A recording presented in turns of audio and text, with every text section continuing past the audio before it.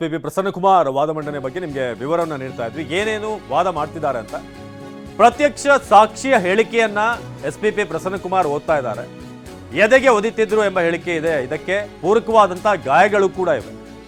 Message ಓದುವಂತೆ ಹೇಳುತ್ತಾ ಮರ್ಮಾಂಗಕ್ಕೆ ಒದಿತಾರೆ. ಎಲ್ಲಿ ಆ ಮೆಸೇಜ್ ಓದು ತೆಗಿ ಮೊಬೈಲ್ ಅಂತ. ಇದಕ್ಕೆ ಪೂರಕವಾದಂತಹ ಗಾಯದ ಗುರುತು ಪತ್ತೆ ಆಗಿದೆ. ಅಂದ್ರೆ ನಾವು ಬರೀ ಸ್ಟೇಟ್ಮೆಂಟ್ ಮಾತ್ರ ಪಡ್ಕೊಂಡಿರೋದಲ್ಲ ಸಾಕ್ಷಿಗಳು, ಅದಕ್ಕೆ ಪೂರಕವಾಗಿ ಆತನ ದೇಹದಲ್ಲಿ ಏಟುಗಳಿದೆಯಾ ಅನ್ನೋದಾಗ ಚೆಕ್ ಮಾಡಿದಾಗ ಹೌದು, ಅಲ್ಲೂ ಕೂಡ ಏಟಿದೆ.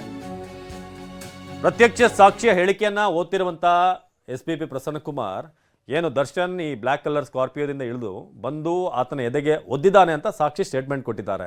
ನಾವು ಸ್ಟೇಟ್ಮೆಂಟನ್ನು ಪಡೆದ ನಂತರ ಅದನ್ನು ಆ ಬಾಡಿಯಲ್ಲಿ ಆ ಗುರುತಿದೆಯಾ ಅಥವಾ ಸುಮ್ಮನೆ ಏನೋ ಸಾಕ್ಷಿ ಹೇಳ್ತಿದ್ದಾನೆ ಅಂತ ಅದನ್ನು ಕೂಡ ನಾವು ನೋಡಿದ್ದೀವಿ.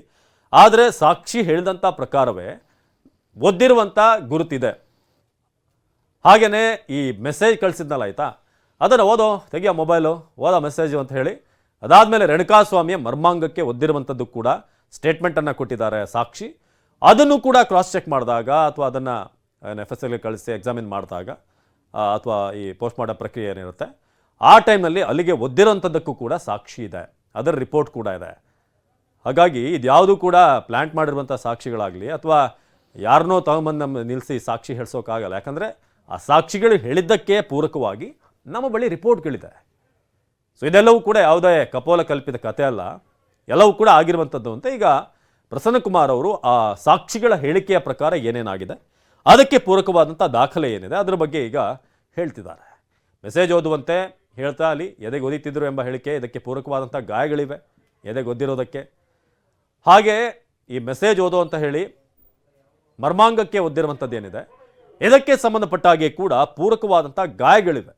ದೇಹದಲ್ಲಿ ಈ ಮರ್ಮಾಂಗಕ್ಕೆ ಒದ್ದಿರೋದಕ್ಕೆ ಗಾಯಗಳಿದೆ.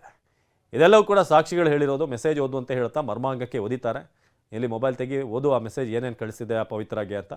ಸೊ ಅಲ್ಲಿಂದ ಓದ್ತಿರ್ಬೇಕಾದ್ರೆ ಒದ್ದಿರುವಂಥದ್ದು ಕೂಡ ಇದೆ ಅಥವಾ ಹೇಳಿದಾಗನೇ. ಇದು ಎಸ್ಪಿಪಿ ಪ್ರಸನ್ನಕುಮಾರ್ ಈಗ ಸದ್ಯಕ್ಕೆ ಸಾಕ್ಷಿಗಳು ಕೊಟ್ಟಿರುವಂಥ ಸ್ಟೇಟ್ಮೆಂಟನ್ನು ಓದ್ತಿದ್ದಾರೆ. ಸೊ ಏನೇನು ಗಾಯ ಆಗಿದೆ, ಎಲ್ಲೆಲ್ಲಿ ಹೊಡೆದ್ರು ಅನ್ನೋದ್ರ ಬಗ್ಗೆ ಸಾಕ್ಷಿಗಳು ಪ್ರತ್ಯಕ್ಷ ಸಾಕ್ಷಿ ಹೇಳಿಕೆಯನ್ನು ಸದ್ಯಕ್ಕೆ ಎಸ್ಪಿಪಿ ಪ್ರಸನ್ನಕುಮಾರ್ ಓದ್ತಾ ಇದ್ದಾರೆ. ಸೊ ಸಾಕ್ಷಿಗಳು ಏನೇನು ಹೇಳಿಕೆಯನ್ನು ಕೊಟ್ಟಿದ್ದಾರೆ ಅದರ ಬಗ್ಗೆ. ಸೊ ಇದೆಲ್ಲವನ್ನು ಕೂಡ ಚಾರ್ಜ್ ಶೀಟ್ನಲ್ಲಿ ಉಲ್ಲೇಖ ಮಾಡಲಾಗಿದೆ. ಅದನ್ನು ಮತ್ತೊಮ್ಮೆ ರೀಡ್ಔಟ್ ಮಾಡಿ ಯಾವ್ಯಾವ ಪೋರ್ಷನ್ ಏನು ಸಿ.ವಿ. ನಾಗೇಶ್ ಅವರು ಪ್ರಶ್ನೆಗಳನ್ನು ಕೇಳಿದರು, ಈ ಸಾಕ್ಷಿಗಳೆಲ್ಲವೂ ಕೂಡ ಸೃಷ್ಟಿ, ಇದೆಲ್ಲವೂ ಕೂಡ ಅಲ್ಲಿ ಮರ್ಜರ್ ಕರೆಕ್ಟಾಗಿ ಆಗಿರಲಿಲ್ಲ, ಸಾಕಷ್ಟು ಲ್ಯಾಪ್ಸ್ ಆಗಿದೆ ಈ ಒಂದು ಇನ್ವೆಸ್ಟಿಗೇಷನ್ ಹಂತದಲ್ಲಿ ಅಂತ, ಅದೆಲ್ಲಕ್ಕೂ ಕೂಡ ಈಗ ಕ್ಲಾರಿಟಿಯನ್ನು ಕೊಡ್ತಿದ್ದಾರೆ. ಒಂದು ಡಿಫೆನ್ಸ್ ಏನು ಮಾಡಬೇಕು ಅದರ ಬಗ್ಗೆ ಈಗ ತಿಳಿಸಲಾಗ್ತಾ ಇದೆ. ಸೊ ಎದೆಗೆ ಒದ್ದಿದ್ರು ಅನ್ನೋದಿರ್ಬೋದು ಅಥವಾ ಮರ್ಮಾಂಗಕ್ಕೆ ಒದ್ದಿದ್ರು ಅನ್ನೋದು ಸಾಕ್ಷಿಗಳು ಕೊಟ್ಟಿರುವಂಥದ್ದನ್ನು ನಾವು ಬರ್ಸ್ಕೊಂಡಿದ್ದೀವಿ, ಸ್ಟೇಟ್ಮೆಂಟ್ ತೊಗೊಂಡಿದ್ದೀವಿ.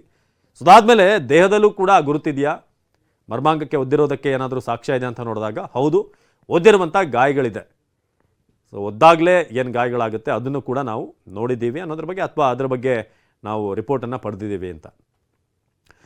ಎಸ್ಪಿಪಿ ಪ್ರಸನ್ನಕುಮಾರ್ ಈಗ ಪೊಲೀಸರ ಪರ ಏನು ಇನ್ವೆಸ್ಟಿಗೇಷನ್ ಆಗಿದೆ, ಚಾರ್ಜ್ ಶೀಟನ್ನು ಸಲ್ಲಿಕೆ ಮಾಡಲಾಗಿದೆ, ಅದರ ಅಂಶಗಳ ಬಗ್ಗೆ ಈಗ ತಿಳಿಸ್ತಾ ಇದ್ದಾರೆ. ಜೊತೆಗೆ ಏನು ದರ್ಶನ್ ಪರವಾಗಿ ವಕೀಲರಿರ್ಬೋದು, ಉಳಿದಂಥ ನ್ಯಾಯಾಧೀಶರು ಅವರ ಪರವಾಗಿ ಏನು ವಕೀಲರು ಉಳಿದಂಥ ಆರೋಪಿಗಳು ವಾದ ಮಂಡನೆ ಮಾಡಿದರು ಅದಕ್ಕೆ ಕೌಂಟರನ್ನು ನೀಡುತ್ತಿದ್ದಾರೆ, ಯಾವುದು ನಿಜ ಏನು ಅನ್ನೋದ್ರ ಬಗ್ಗೆ. ಸುದ್ದಾದ ನಂತರ ಪವಿತ್ರ ಗೌಡರನ್ನ ಮನೆಗೆ ಬಿಟ್ಟು ಬರಲು ಹೇಳಿದರು. ಪವಿತ್ರಳನ್ನು ಮನೆಗೆ ಬಿಟ್ಟು ಬಂದಾಗ ರೇಣುಕಾಸ್ವಾಮಿ ನೆಲಕ್ಕೆ ಬಿದ್ದಿದ್ದ. ಪವಿತ್ರಳನ್ನು ಮನೆಗೆ ಬಿಟ್ಟು ಬಂದಾಗ ರೇಣುಕಾಸ್ವಾಮಿ ನೆಲದಲ್ಲಿ ಬಿದ್ದಿದ್ದ ಅನ್ನೋದ್ರ ಬಗ್ಗೆ ಕೂಡ ಹೇಳಲಾಗಿದೆ.